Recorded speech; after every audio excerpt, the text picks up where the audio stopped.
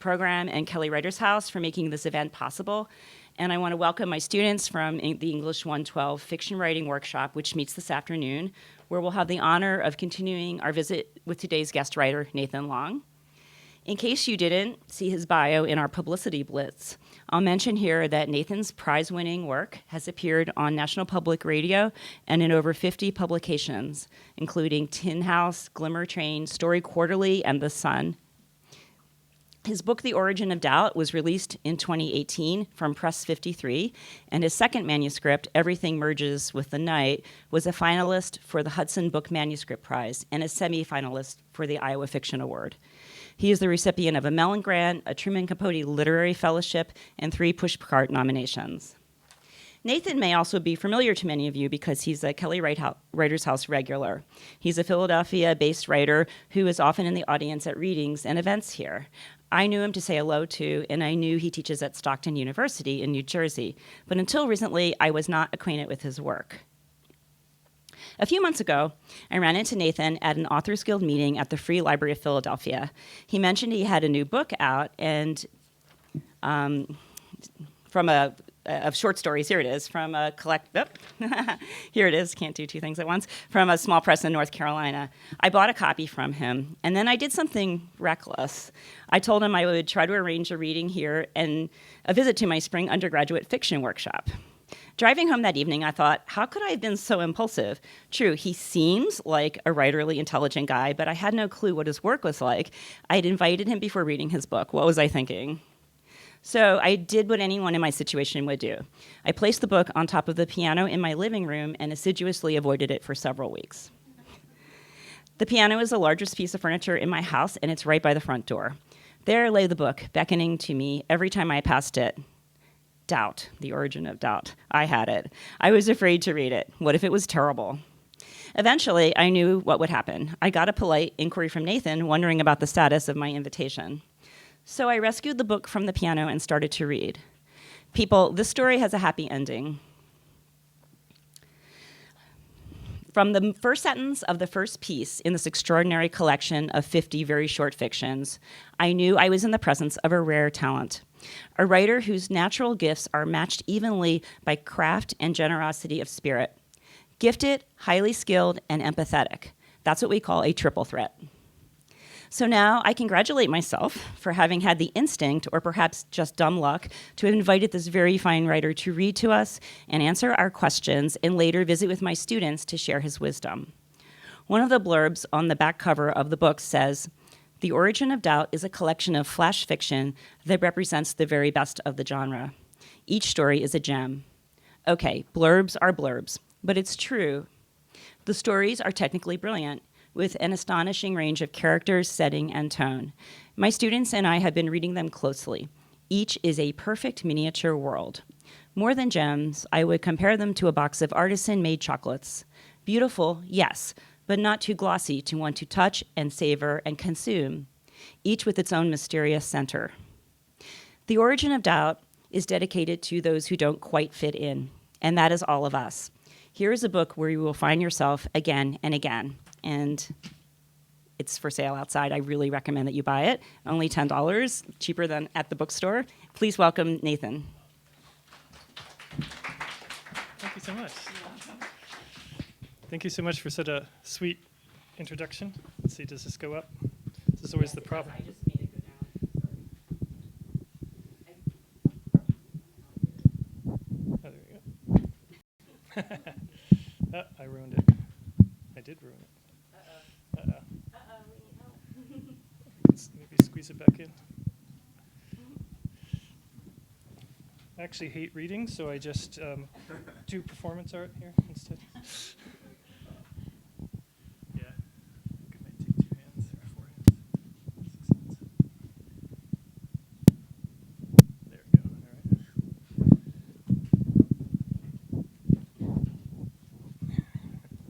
All right.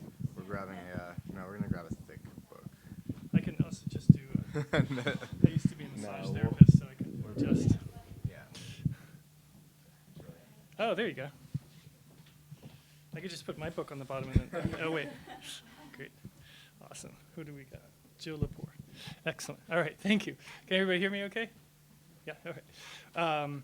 So I'm very excited to be here. I want to first thank Karen for that lovely introduction and for inviting me and taking the risk.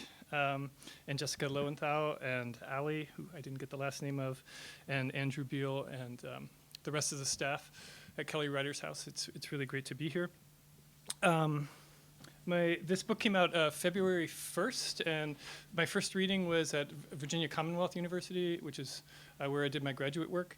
And so it's just been over a year of a number of readings, so it's exciting to have the last reading here in Philadelphia, where I live.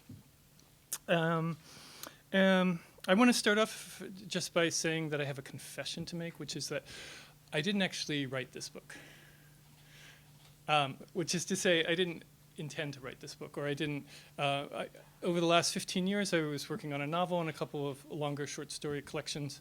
And really, on my spare time, I just sat down to write a really short piece of fiction here and a short piece of fiction there. And so, really, as a way of kind of, particularly when working on a novel, to just have something that I could finish and complete. And so I never really thought of writing a book of flash fictions. And then over the last 15 years, I wrote maybe about 150 of them, and maybe 70 of them were really bad. And then about 80 of them I sent out, and about 70 of those got published. Some of the ones that didn't get published I liked, and then, of course, which was always sad, some of the ones that did get published I didn't like, and you can never unpublish a piece, unfortunately.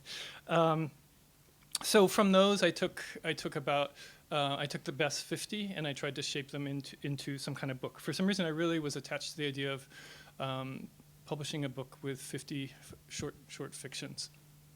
I think I was influenced somewhat. As an undergraduate, I read 60 stories by Donald Barthelme, but I didn't think I could get to 60, so I thought I'd try 50. My original idea, actually, for the book was to call it 50-50, and the idea that maybe people would like half of the book, half of the stories there. Because there's 50, and now it's only $10, it's only 20 cents a story. So if you don't like it, like one story, it's less than losing a quarter. But I wanted to talk a little bit about how the book came together. When I did set out to write these individual stories, I was really trying every time to write something new, try to push myself as a writer, either in trying to write a story in 50 words, or trying to write a story that went into a cliche, or writing in different points of view, or writing something that was really just thinking about every sentence as a sort of poetic device instead of a narrative so much. So I tried to get a range as possible, and as a way of sort of partially is thinking, what are the limitations and what are the range of flash fiction? So while I had a lot of experience writing fiction, I really had no experience assembling a book of fiction. And this is why I say I really didn't write a book. I wrote a bunch of stories and then had to figure out how to put them together. What I did is, even though I tried to write about something different, what you'll find if you write a lot of poems or a lot of short stories, even if you're trying to write something different every time, you'll start to notice sort of patterns. And so I noticed that there were a lot of stories that were about sort of childhood and adolescence, and that became the first section, which is called The Origin of Doubt. And then there are a lot of stories about relationships, which is called A House Divided. And then all the other stories I crammed into the last section, which is called The Fortunate, which is mostly about death and dying, which is why it's called The Fortunate. So generally the stories go chronologically from sort of childhood to middle age into older age and death. And so I'm going to read you a couple pieces today that hopefully will give you a sense of that arc.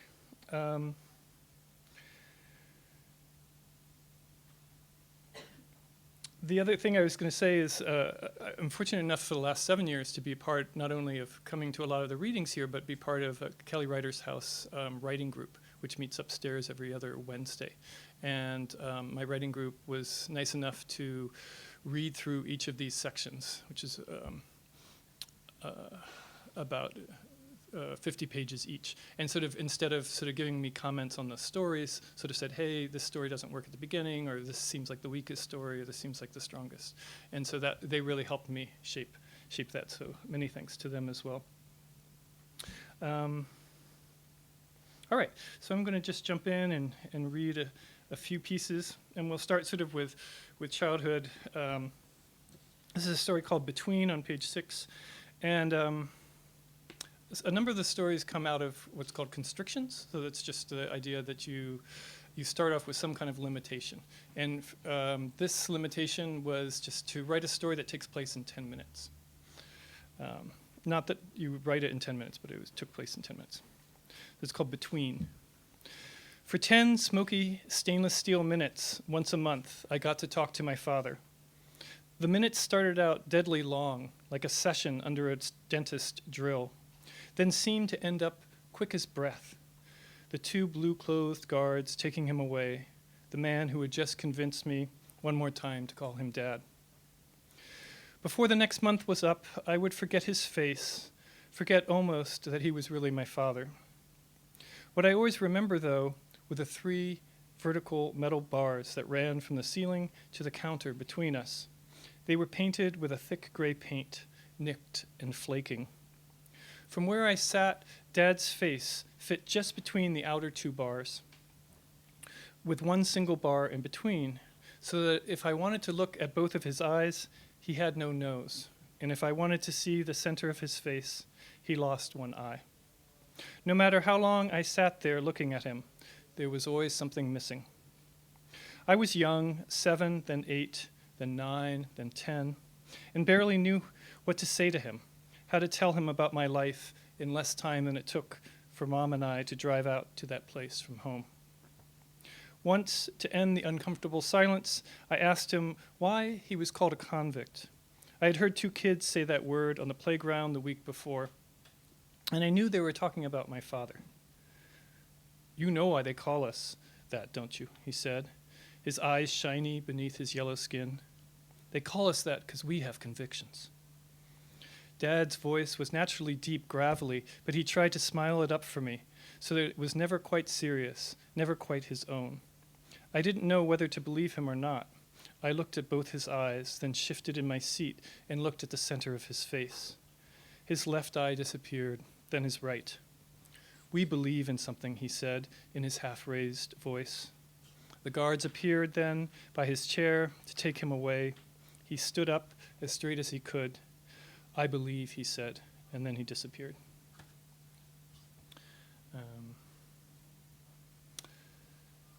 And then this is sort of teenagers. I also meant to thank all of you for coming out on a sunny day after a cold snap. You could be out in nature, so I appreciate that. This is called When the Moon Closes Its Eyes. And it wasn't until after I started reading from this collection that I realized there's moons in a lot of these stories. And so sometimes I've done readings where I just follow the moon through the different stories and stuff. I won't do that today, but you might catch another moon here and there. We were 15, the only boys in school with long hair. We went to rock concerts in the city, tagging along with your older brother and his friends. In the evenings after dinner, we'd hang out down by the stream in the woods, where the lights from the line of suburban homes seemed like a dull and deadened glow. Here, the air was sharp. It burned our skin in late autumn, and we huddled in close to light our first cigarette and later our first joint. The heat and smoke of the leaves on fire tasted raw and wild and free.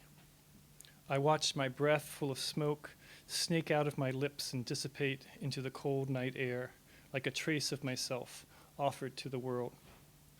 I watched the wind wipe it away. I watched you breathing out curled lines of smoke through the thin new hairs on your face. I imagined you an untamable dragon. We leaned against a giant sycamore, watching the moon rise through the leafless trees, listening for raccoon and fox hunting in the night. We passed the burning ember back and forth, a torch to awaken us. I felt your smoke-stained fingers offering it to me and watched your lips draw in the fire. I wanted to be you. I wanted to kiss you. I wanted us to merge into one thing, like the water in the stream beside us. I took your hand. We traced each other's fingers. My heart ran through the forest, and the moon closed its eye briefly behind a cloud. Then you let go, and we never returned to the woods, and all the wild animals have scurried.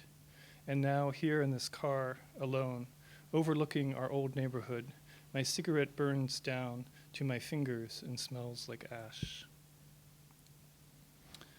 You hear the moon come back here. This is the last story in the section called The Origin of Doubt. And one of the things I tried to do was end with a slightly more positive note. So now we're kind of probably in college as this section ends. It's called Alignment, page 45. They lived in the same neighborhood, biked the same streets, went to the same potlucks in the same collective houses. What they remember of summer nights is drinking beer on the front porches as joints floated through the air like fireflies, kissing each person's lips. They remember talking of Descartes and Rilke until dawn and walking home in the rain. Then autumn came. They pulled out old gray sweaters from their closets. They biked with coats and scarves. Evenings became large bottles of wine in steaming kitchens, fresh bread from the oven. Everyone sitting on the floor, mismatched plates in their hands. The house dog meandering through the crowd like a hostess looking for scraps. One night near solstice, a few stayed up, improvising an epic poem in rhyme, and one by one they fell asleep on the sofa and curled up on the rug against each other's bodies, and the candles burned out, and the night grew dark. Then the moon snuck in. It brushed against three faces, the way a moth might glide across your arms. Each woke to the light, and without a word, they began to kiss one another. They had never seen each other in this light before. They kissed and kissed as the moon trailed across their faces. It was like drinking milk from a distant planet. Then their portion of the room grew dark, and they grew tired, and with fingers interlocked, they fell asleep. And later, when the moonlight slid across the dog's face, it woke up and sighed a moment, then curled back up and closed its eyes. So we're going to move to the second section called A House Divided. And so these are mostly relationships that are in some way difficult. And this is a story called Breaking Tradition. And I'll just sort of say, besides, there's the title kind of has a number of different meanings, but one of them is this is a story where I intentionally broke the writerly tradition of point of view. So I shift the point of view, which you're never supposed to do. So it seems like Diana's story, and then it shifts in the end. And I did that, I don't know, I did that because the same reason why phones ring sometimes. Just happened. No, I did it because I didn't want the husband to have to say what gets revealed at the end. Diana waited on the sofa, squeezing her hands into fists, then letting them go.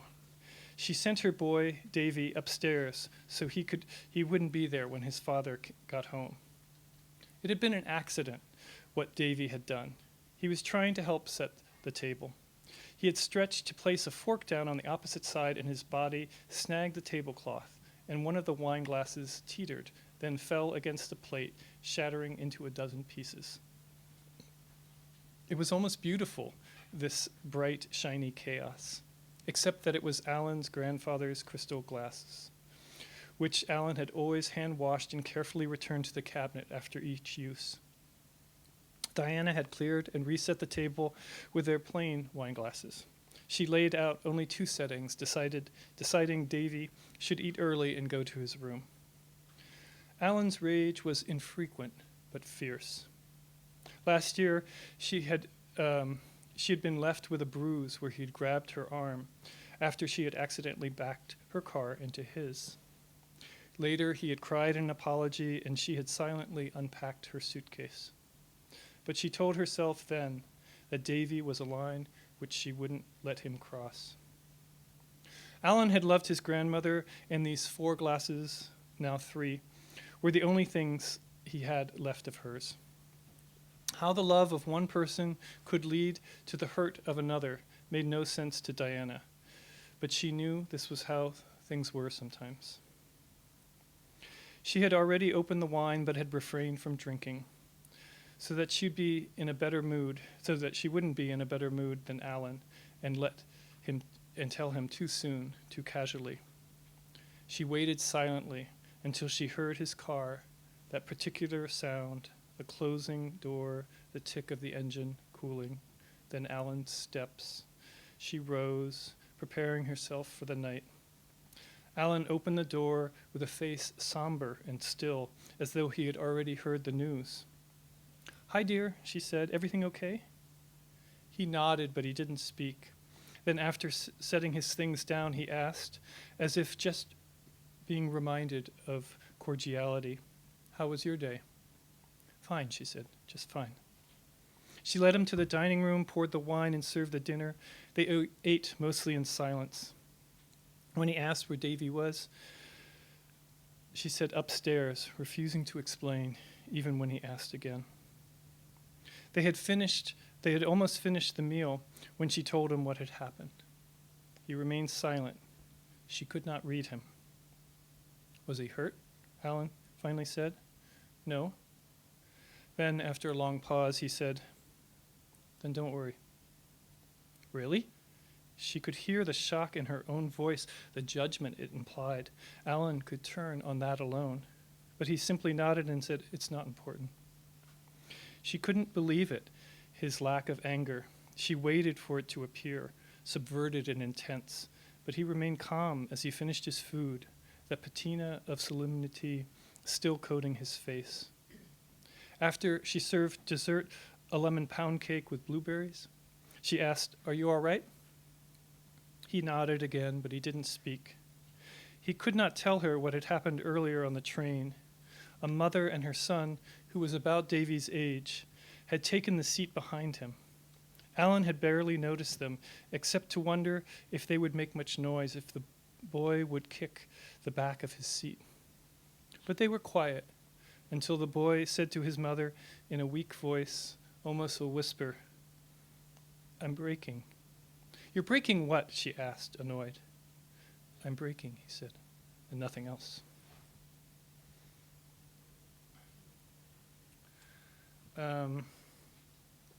This is the first story in the last section called "The Fortunate." And this section also tries to be a little more like expansive, has more stories from around the world and things like that. And so this narration sort of moves from person to person. The Fortunate, 199. There are those who believe that anything out of place is a sign, as if the physical world were a giant dream to be interpreted over and over. A woman playing cards discovers a missing ace of diamonds under the table and is certain that her fiancé is about to leave her. She throws the whole deck in the trash, then lays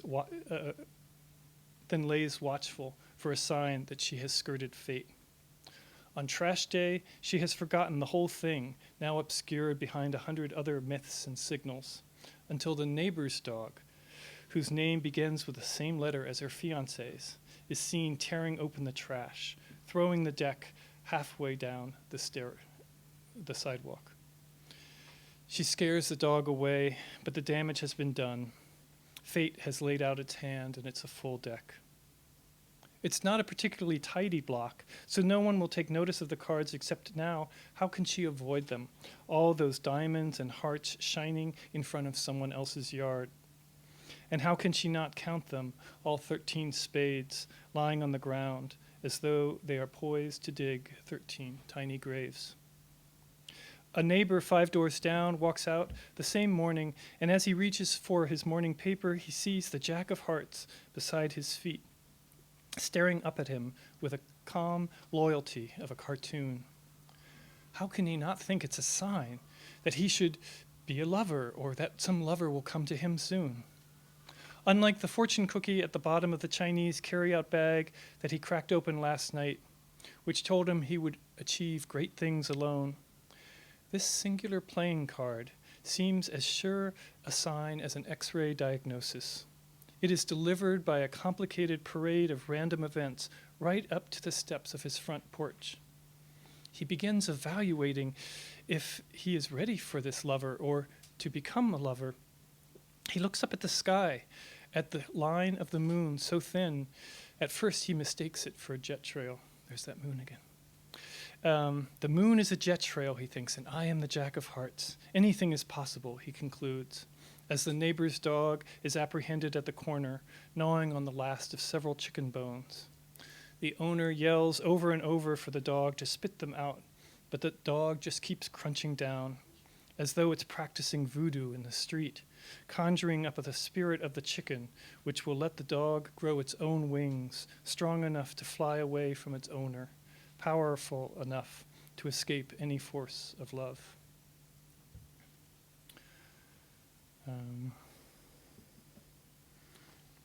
then I think I'll end with this piece. It's called Sweeping on 132. And so here you don't really know who this person is, but presumably they're somewhat older now as we get towards the end of the book.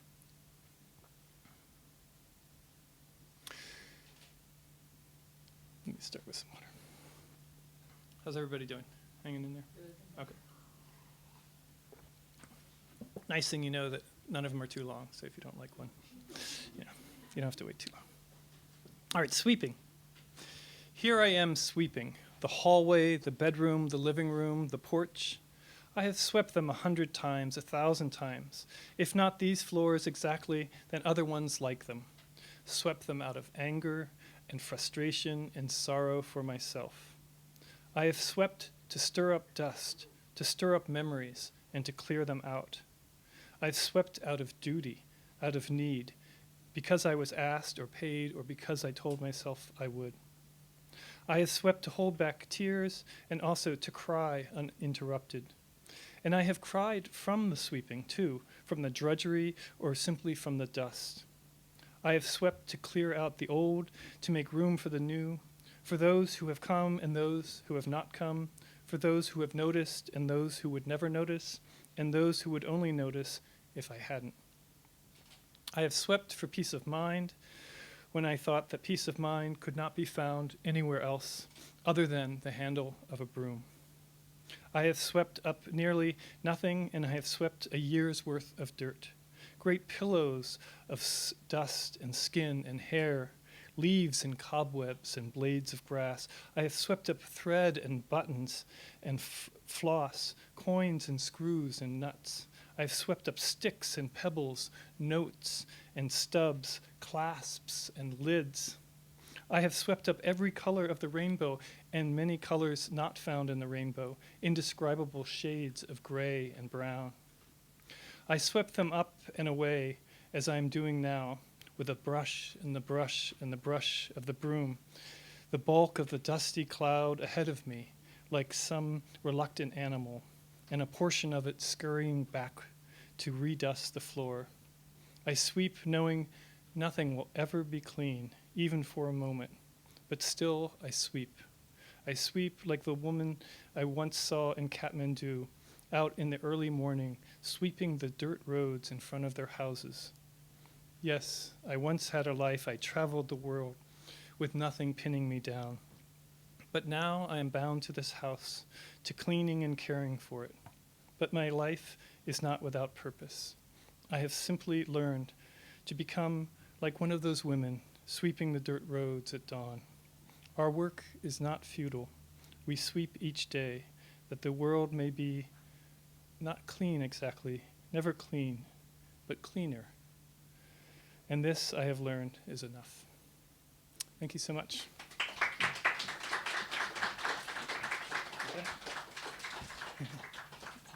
Um, offended. Did I take So, so now we're going to take the opportunity.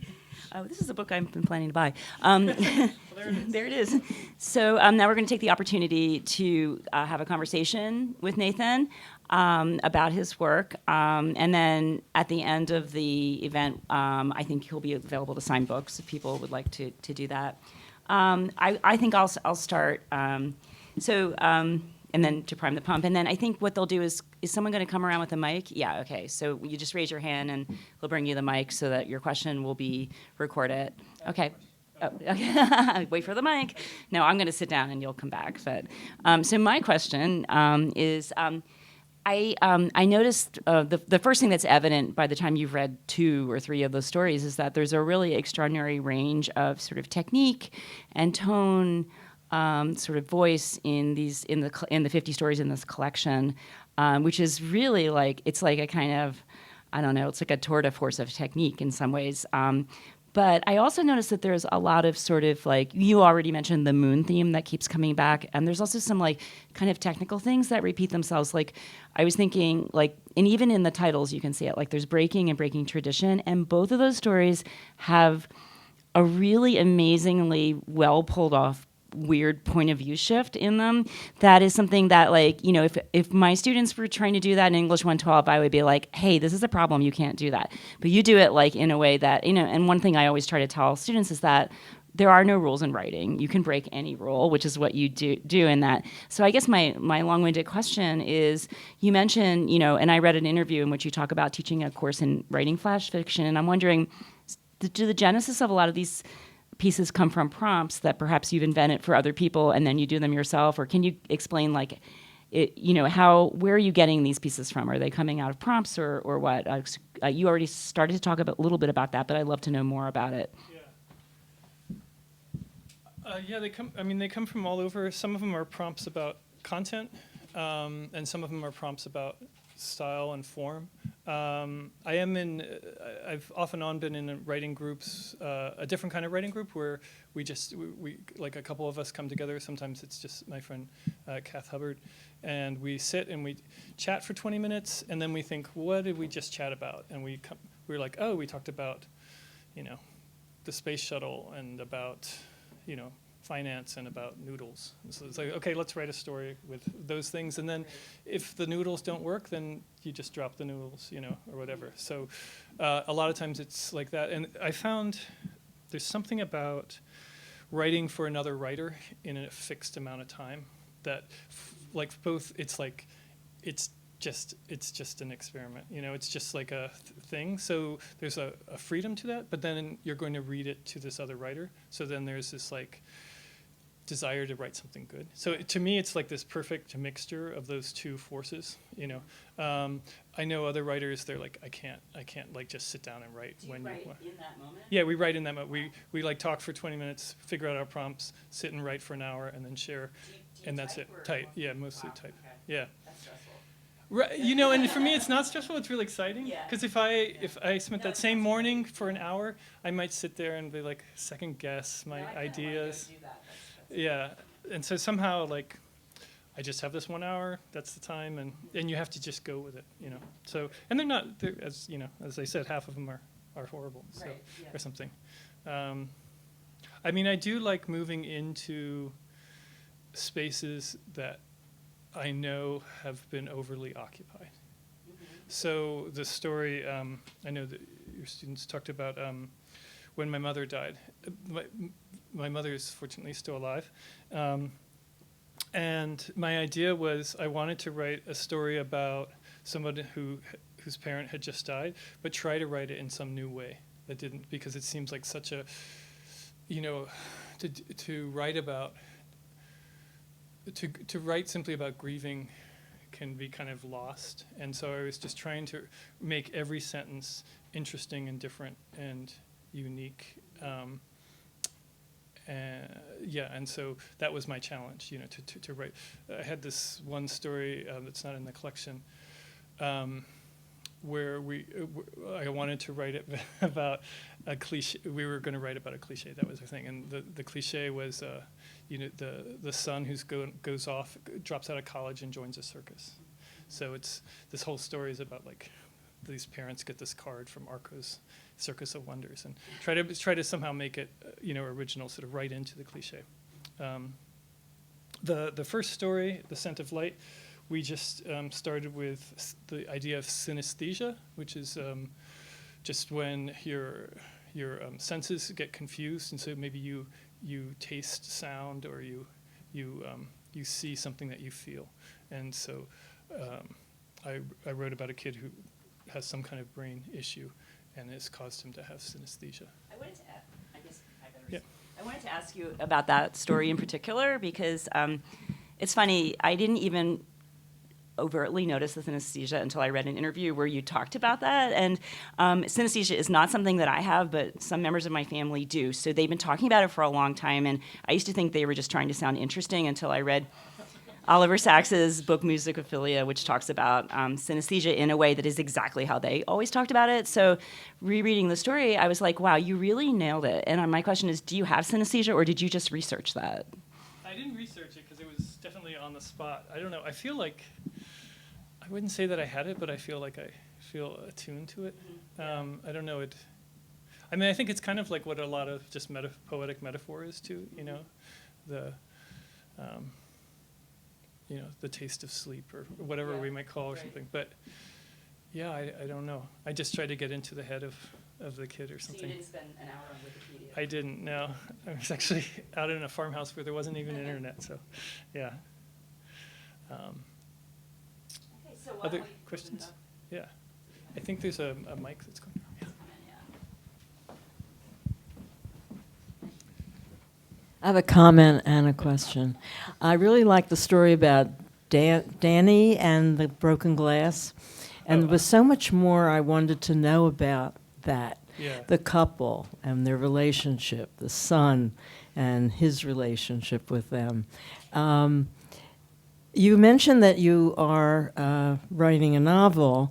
I'm wondering if you allow yourself to talk about it, because this, for me, this would make a great novel. Interesting. Do you talk about the novel that you're writing, or is that off limits? I can a little bit. Yeah. No.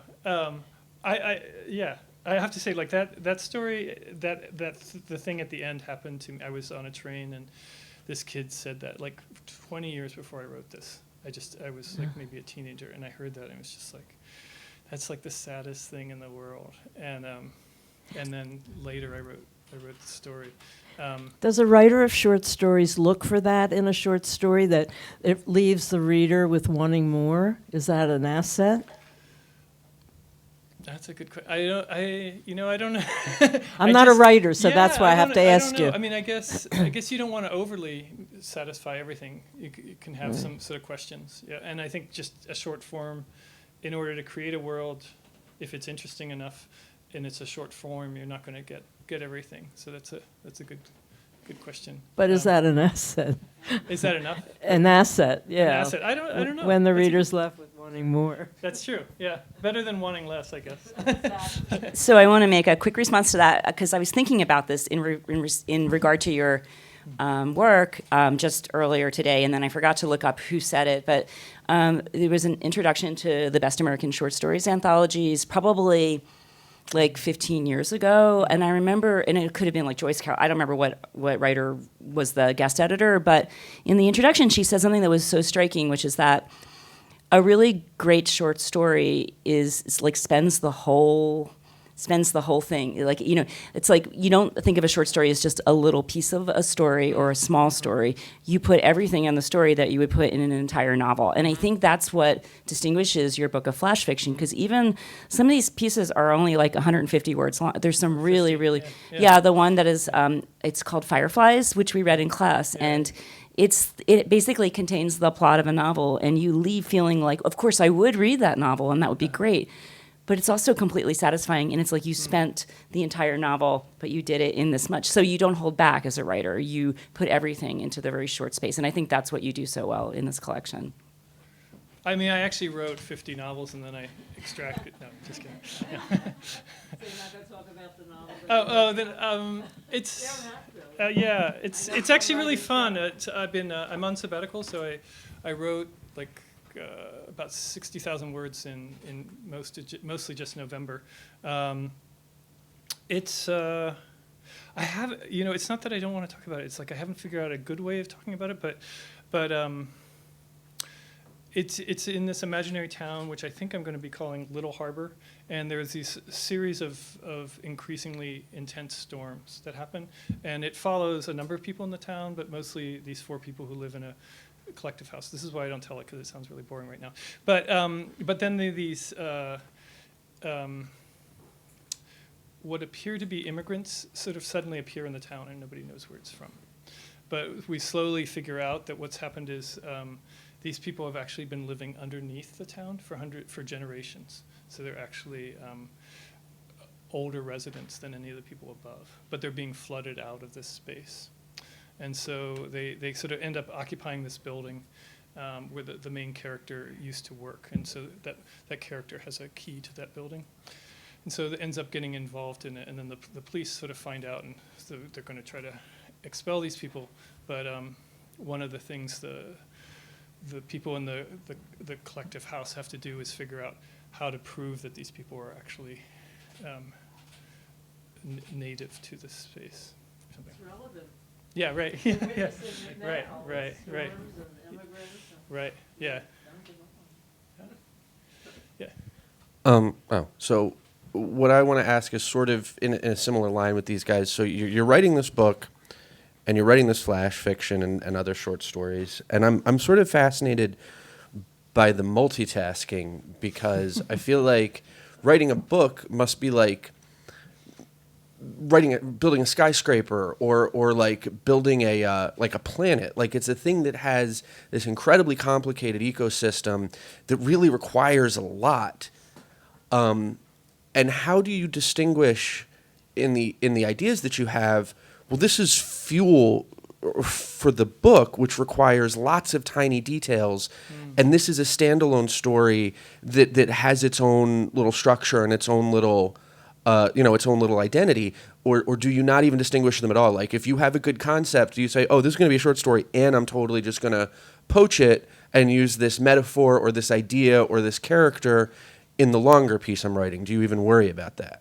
Yeah, I mean, so I've forgotten your name, but you just came out with a novel yourself. So you probably write short stories as well? Or No, you don't? Okay. in part because Because of I that, took a yeah. class with Karen once, Yeah. and we had to do And the every- first story I wrote. She said This is a novel. you made the type small and got rid of the margins because you wanted to write a book in this, and you just wrote like whatever 6 pages of exposition for a novel, and I was Yeah. like, yeah, because I'm not good at that. I have students like that, yeah. Yeah. I mean, you can feel them. They're just people who are like, this wants to be a novel, and not Yeah. in a bad way. It's an exciting way. No, and I'm very much like not that. Like I actually started this novel as it was going to be a novel in 40 flash fictions, and then I think it's really, and then the whole writing of it was a lesson, teaching, like a class for me on what's the difference between a flash fiction and what's the difference between a chapter. And slowly they kind of mutated into chapters, but I don't think I would have been able to write it if I had thought of, I have to write a 40-chapter novel. It's kind of crazy. But to answer your question, I really haven't been writing any flash fiction or anything else since I started the novel in November. But when I worked on my original novel, which I've abandoned,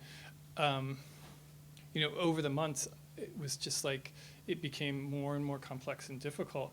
And so writing a short story was an escape for me. Yeah. But I think those two things creep in, like, right, ideas. I mean, you could find, I'm sure there's the moon in my novel somewhere, so you can find things that we take from all over. But sometimes, it seems like a story just has a little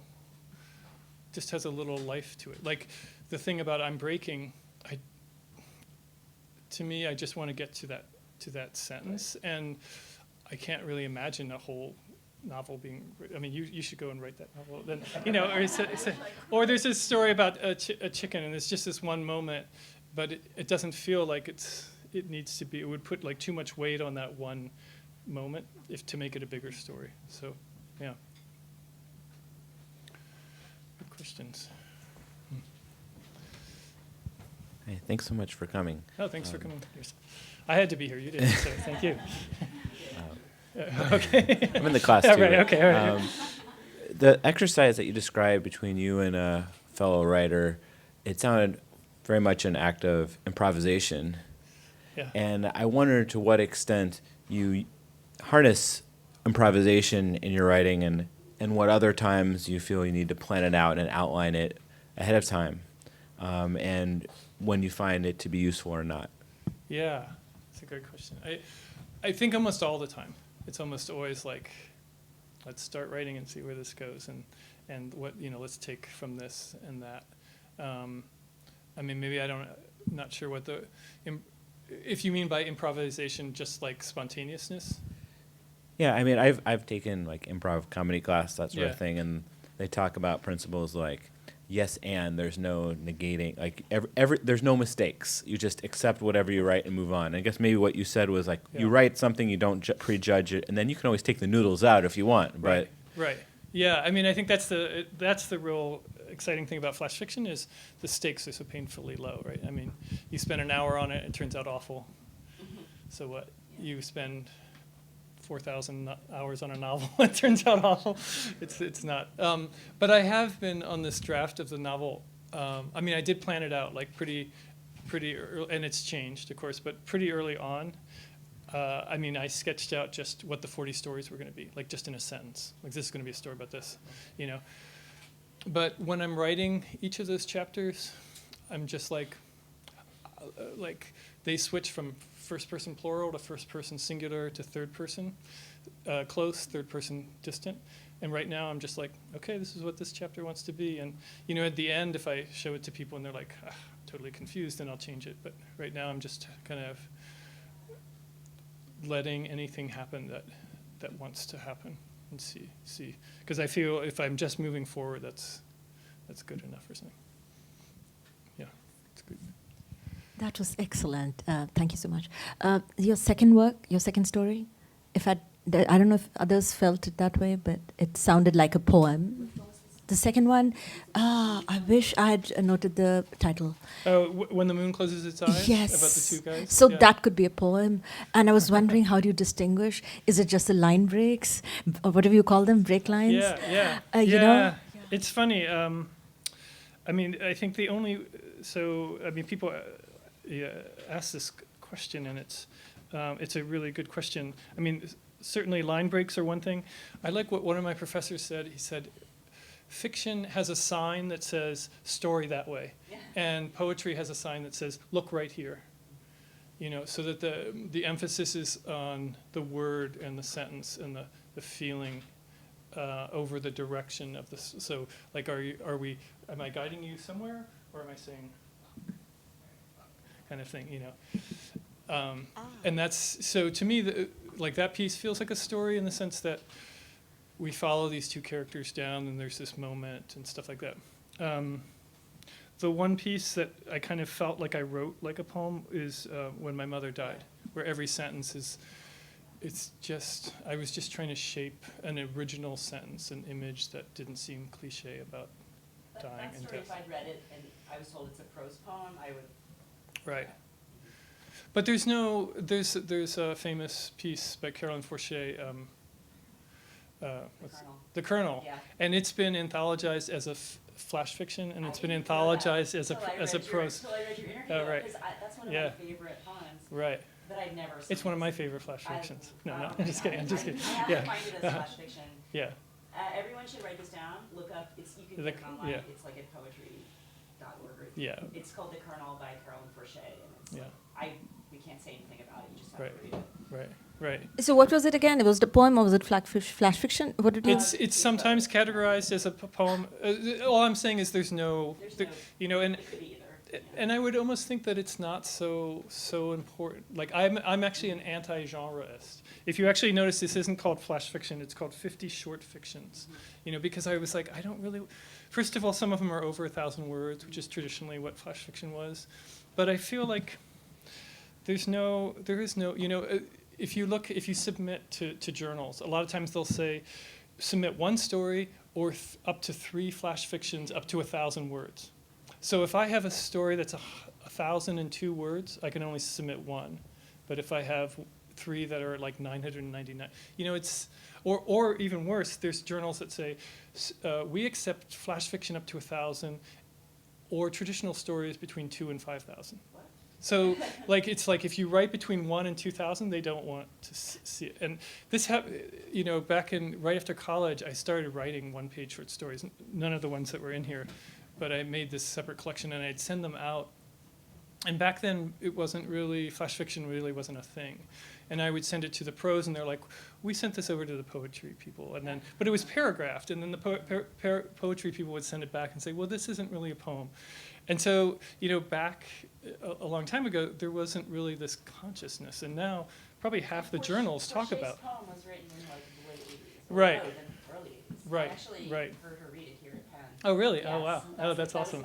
She had just written it, and she came to a reading, and Wow. And That's it was awesome. like we almost fell out of our chairs. Right. It's such a great poem. Yeah. So shocking. Yeah. And even in the 70s, there was a great book called The Miner's Pale Children by W.S. Merwin, who's a poet, but they're all prose pieces. And it's probably 100 prose pieces or something like that. So that's kind of when this thing started becoming popular. Thank you very much. Yeah, sorry. Yeah.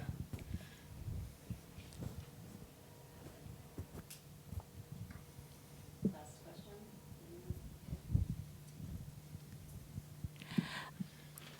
You were talking about the short story and that it's complete, but some short stories, as well as novels, are dramatized in some way on screen. Do you have any opinions about, well, they should have left it as a short story because it was complete at that point, or what do you think about those things? You mean short stories that are made into movies? Right. Or, expanded?